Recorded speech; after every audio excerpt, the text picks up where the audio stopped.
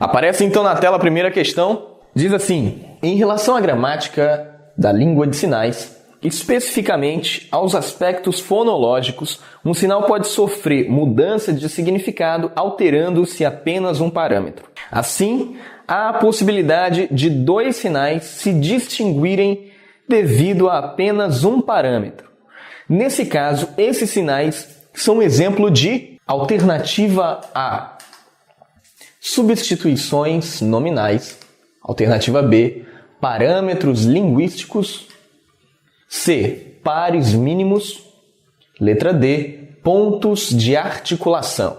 Muito bem, como você já sabe, alguns sinais existem aqueles 5 parâmetros da Libras e dentre esses parâmetros tem a configuração de mão, ponto de articulação, movimento, locação e expressão. Desses 5 parâmetros, tem sinais que quando a gente muda apenas um desses parâmetros, por exemplo, o movimento, muda o significado. Quando a gente muda o ponto de articulação onde esse sinal é feito, também muda o significado. Por exemplo, quando você vê o sinal de aprender, que é este sinal aqui, a configuração de mão é essa em S e o movimento é esse. O ponto de articulação onde esse sinal está localizado é aqui na testa. Agora, quando você pega esta mesma configuração de mão, esse mesmo movimento e coloca aqui frente à boca, significa o quê? Agora já significa sábado ou laranja, se você estiver falando de cores. O que mudou? Só o ponto de articulação. Quando isso acontece, qual é o nome que a gente dá aqui? Isso é gramática da Libras, tá? O nome que a gente dá para isso é substituição nominal. A gente não está substituindo nenhum substantivo aqui. Não está substituindo nenhum nome. Parâmetros linguísticos. É parâmetros linguísticos? É, só que isso é muito abrangente, é o todo. Tudo isso é parâmetro linguístico. Letra C, vamos pular a letra C, pontos de articulação. Poderia. O aluno inicial, se ele colocasse esse sinal aqui na testa e aqui mudou. Está na boca. O que foi que mudou? O ponto de articulação. Só que ele está perguntando o nome deste fenômeno.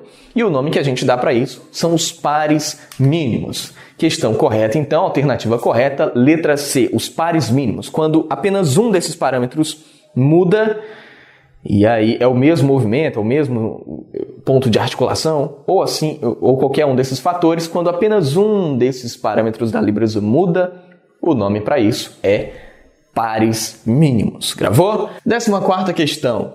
De acordo com a legislação pertinente, considera-se pessoa surda. Alternativa A: aquela cuja perda auditiva unilateral ou lateral esteja entre 31 decibéis e 35 decibéis. B: aquele que, dada a perda auditiva, compreenda e interaja com o mundo por meio de experiências visuais, manifestando sua cultura principalmente pelo uso da Libras. C: aquele cuja perda auditiva bilateral e parcial seja de até 20 decibéis. Letra D: aquela que apresente perda da audição em ambas as orelhas de 20 decibéis. Alternativa E: aquela cuja perda auditiva seja menor ou igual a 30 decibéis. Então, neste momento surge aquela discussão. O que é surdo e o que é um deficiente auditivo? Então, ele coloca aqui vários números para lhe confundir. Uma técnica que a gente utiliza. Se tem várias alternativas parecidas, com números parecidos, e tem alguma que é diferente, é possível que essa que é diferente esteja correta. Então, vamos analisar. Alternativa A, fala de decibéis, 31 a 35. Só quem é surdo é quem escuta nesse limite? Estranho. A letra B não fala de decibéis. A letra C fala de decibéis. A letra D fala também 20 decibéis das orelhas. Das orelhas. Meu Deus, é ouvido o nome. Daqui a gente já exclui também. E essa, alternativa D, alternativa E, também fala de decibéis. A única que não fala é a letra B. Eu já ficaria de olho na letra B. E é a que está correta. O que é um surdo? Quem é um surdo?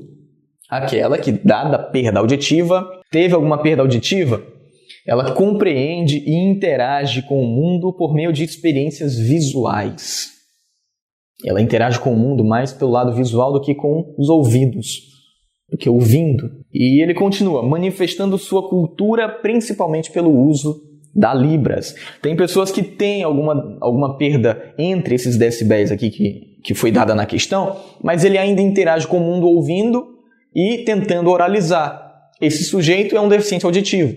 Então, se você analisar o decreto 5.626, lá em 2005, que regulamentou a Lei 10.436, nesse decreto ele diz claramente o que é o indivíduo surdo.